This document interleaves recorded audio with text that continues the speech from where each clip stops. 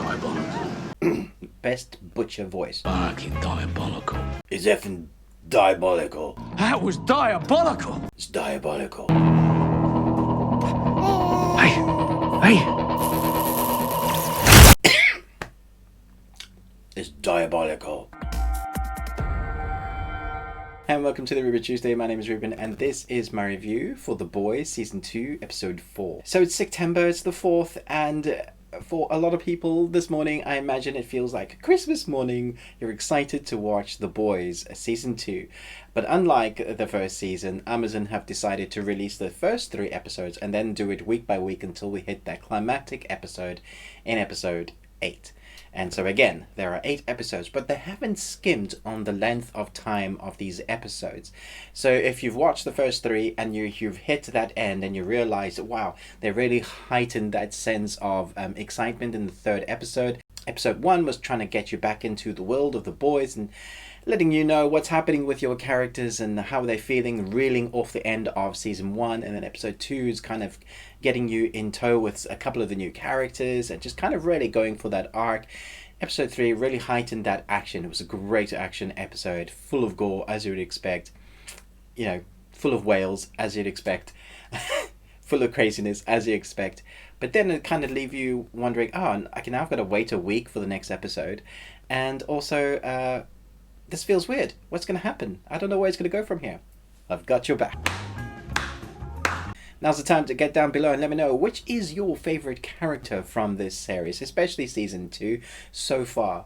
Who do you like the most? Do give me a thumbs up and a like and comment down below. Share this video if you like it.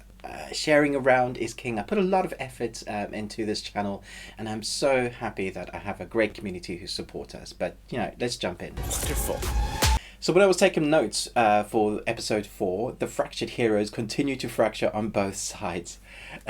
That gives you a little idea of what's happening in episode 4. This is a non-spoiler review, so don't worry, I'm not going to do any major plot spoilers. Suffice to say that episode 4 feels very much like it's taken a step back. Not that it's bad, but it's giving you great action sequences from episode 3, but it really slows down the pace to now go back into the development of characters. But episode 4 is very much a Homelander episode, which, as you well know by now, the character that is most scary, not because of his powers, definitely partly because of his powers, but mostly because you don't know how mental this character is. The more we see of him revealed, the more we realize this guy is completely unhinged. He has massive mother issues. He has massive parental issues, as we've seen him in the first 3 episodes, you know, wanting to be a father figure, but his fathering is not great. And so there's this episode that concentrates a lot on what's happening with him in his psyche and how it feels like he's losing control because of that new character that's damn awesome. And he doesn't like that, so he makes steps to try and bring himself around into being the leader again. And as you can imagine, how he does that is not great. So it focuses very much on Homelander. This episode is 1 hour and 7 minutes long, so they haven't skimmed on the runtime. So it might feel like a massive change of pace to you, but I do like the fact that they're concentrating so much on this character, because he is pretty much the big bad. He's the big bad around the company of that is the big bad. So Vought is not a great company, obviously, because they, you know, started the supers with their blue juice. But now we see how unhinged Homelander is, which I think is fantastic.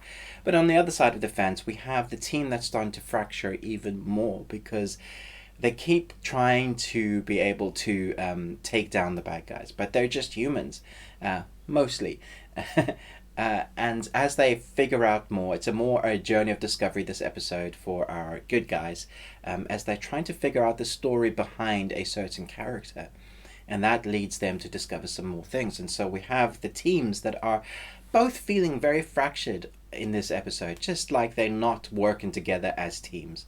And that was a very interesting dynamic. There is obviously tension, but it's more delving into those character psyches, development of characters, what they've gone through for the first 3 episodes, not just season 1, is definitely you feel that in this episode. I think everybody brings their A games again. There's no weak links in performance. There's no weak links in production value. This is high octane, high value for your TV money viewing. I quite like the idea of doing the episodic episodes again.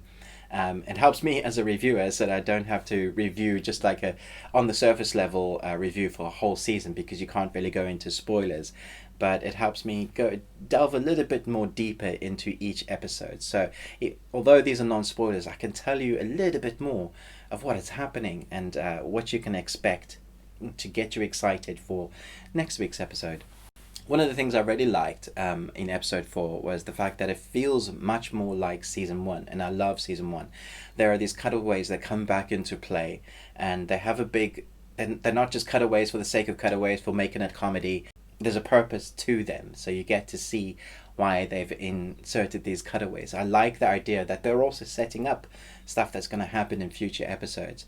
It just feels like it's a filler episode to develop characters, but it's actually also very good.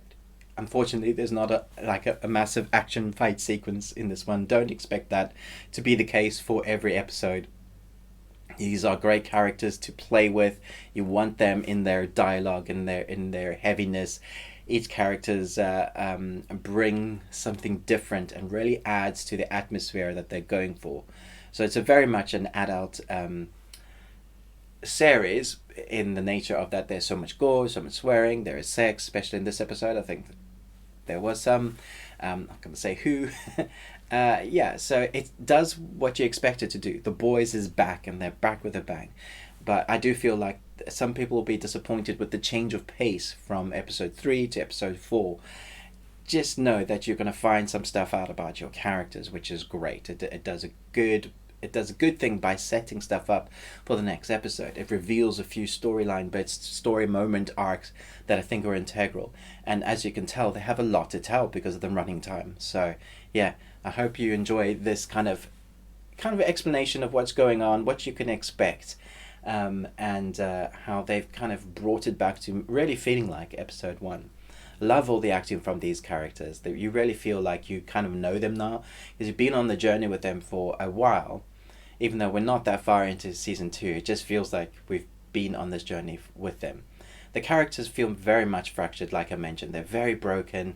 Butcher is dealing with family issues. You know, your characters that you like seem to be, rather than healing, seem to be spiraling more out of control. And you just know that's going to come to a head, which is great writing, because it keeps the viewer, even though it's a slow-paced episode, it keeps the viewer very much intense in tone with what's happening, kind of glued to the screen.